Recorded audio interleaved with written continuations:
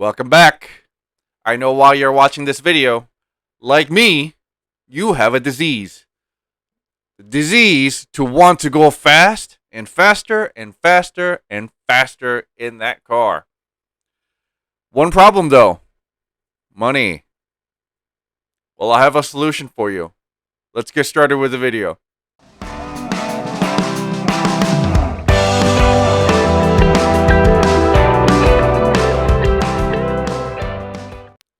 While I have your attention, please click that like, subscribe, and the bell notification button. Every like that you put on our video boosts our algorithm in YouTube and helps our video get out there more so I can make more videos in the future for you. Also, if you have a certain subject you want me to go over, please comment below and I will definitely put that on my list to do for future videos. Alright, for today, I want to go over the cheapest way to make horsepower, and that is nitrous oxide. Alright, so if you've been to the dentist, some of them use nitrous oxide, which also is called laughing gas, because when you actually breathe this in, you tend to laugh for hours on end until the gas actually phases out of your system. The nitrous oxide system that we're talking about is very, very similar to this, but the nitrous oxide that the dentist uses obviously is medical grade versus the one that goes in your car is toxic. So you don't want to breathe that in, okay? It's very simple chemistry. I don't want to get too deep into it, but nitrous oxide is N2O, 2 parts nitrogen, 1 part oxygen. What is the purpose of this? So in order for your engine to create power, what does it need? It needs explosion to happen inside the cylinders, okay?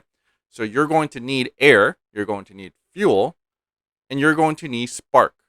Now, in order to create bigger explosions, which bigger explosions equal more power, you need more oxygen, okay? So that's where, if you look at turbochargers and superchargers, what they do is they will compress the air, creating more air within the same confined space and throw it into the engine, and that's how it creates more power. It creates bigger explosions. Nitrous oxide technically does the same thing.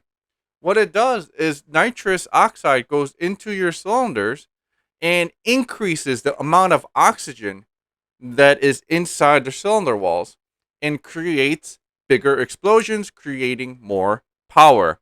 Very simple, right? And it is actually very, very affordable. You know, you're looking at $500-$600 for the kit versus could be $3,000, $5,000, $10,000 for a turbocharging system. So it is the cheapest horsepower you can buy. There are some safety things that you do have to remember. Just like if you were turbocharging or supercharging your vehicle, you don't want to go too much with it, but as long as you keep within the safe limits, it's probably your best bang for the buck horsepower. Let's get into it a little bit further. Alright, so when you're shopping for a nitrous system, you'll see that it kind of divides into two big things. One is a dry shot and one is a wet shot. What's the difference? Dry shot means you're literally spraying just nitrous, and you're actually hoping that your ECU in your car will make up for the extra fueling that it needs in order to actually make sure your car doesn't blow up. Wet shot means you're going to have an additional fuel jet that sprays fuel in, that mixes with the nitrous and helps, keep that optimal AFR the whole time. AFR standing for air fuel ratio, okay? Now, air fuel ratio is very important to make sure, one, you make good power, and two, you make safe power, okay? If the car runs too lean, there's a good chance you're going to detonate, you're going to destroy your engine. If it runs too rich, you're not going to make enough power, and you might actually wash out your cylinders, again, damaging your engine. So having that optimal AFR is very important, and by going with the wet shot, you're actually helping the ECU compensate for the nitrous that's coming in. So how does ECU compensations usually work? Basically, a lot of the newer cars now, this only applies to newer cars because older cars don't have this ability, but the newer cars have widebands built into their system. So your first O2 sensors are widebands.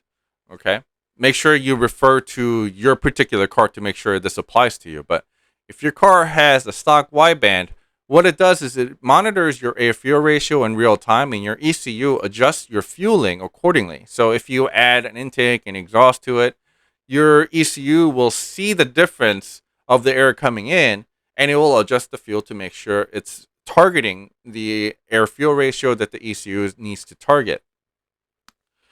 So when nitrous oxide actually enters the system, it immediately senses that it will go lean, and it starts dumping fuel to make sure that it brings the AFR down to a more safer level.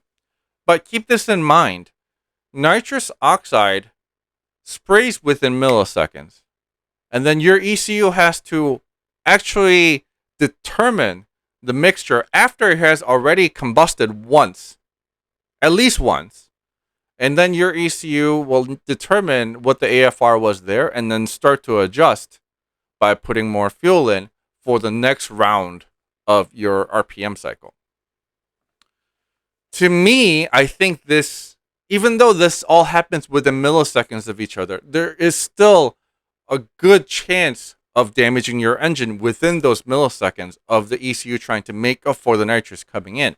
Obviously, this depends on how much nitrous you put in, but it is always safer to do a wet shot where actually you're mixing fuel as you're throwing in the nitrous to make sure that the AFR is actually being shot to a regular or an optimal level to begin with before the ECU makes small adjustments. So with my safety precaution, I would say if you're buying a nitrous kit, make sure you go with a wet kit. Dry kits will stress out your engine, will stress out all the engine components in the long run when compared to the wet kit, because the wet kit will let you compensate for the AFR before the ECU even tries to go through and make its small adjustments. Okay, so that's my biggest thing. Next thing you want to pay attention to is how much nitrous can your car handle. Every car is different. Every engine is different. It depends on your mileage, depends on how it was built. Also depends on, what components are used within the engine. So this type of information, it's best found within your forums. If you, go on your Facebook groups with other people that are running nitrous in your similar platforms. But if you don't know this, if you don't have a way to find out, or in your platform, people really don't modify your cars with nitrous, so you don't know where to start, a good rule of thumb is start at 50 shot. All right. Most cars out there will handle a 50 shot without a problem. And do not go over 50% of your stock horsepower no matter what. Okay. If you stay under that, then that's even better. So if you have a 300 horsepower car, I would stray away from jetting a 150 shot onto that car. Okay. If you have a 400 horsepower car, maybe a 150 shot will be okay. But I'm talking OEM power. Okay. So if you have a naturally aspirated V6 making 300 horsepower, I would start off at a 50 shot, bump it up to a 75, but I would max it out at about a 100 shot and don't go any further to make sure that your car is going to be running in tip-top shape for a long time. The larger explosions that happen within the cylinder walls because of the nitrous oxide actually creates huge explosions, which makes your pistons move up and down faster, which creates stress within your engine. Okay. This is the same concept as a turbocharger or a supercharger, which does the same exact thing. So if you've seen other people do, let's say, a turbocharger on that car and they're blowing up at a certain power level, just keep yourself under that. Keep yourself good, 25, 50 horsepower under that level. Then there's a good chance your engine will survive and, you're going to have fun for a long time.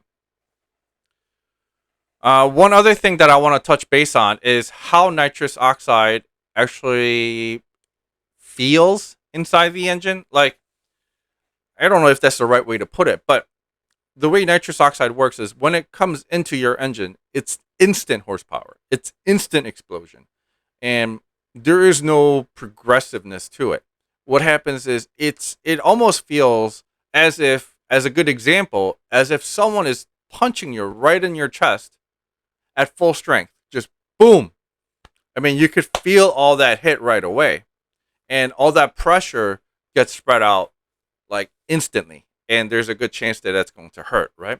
Now, nitrous oxide systems, so NOS, as you've heard it called in Fast and Furious, Nitrous Express Systems, and many other companies have tried to address this issue by coming up with a progressive controller.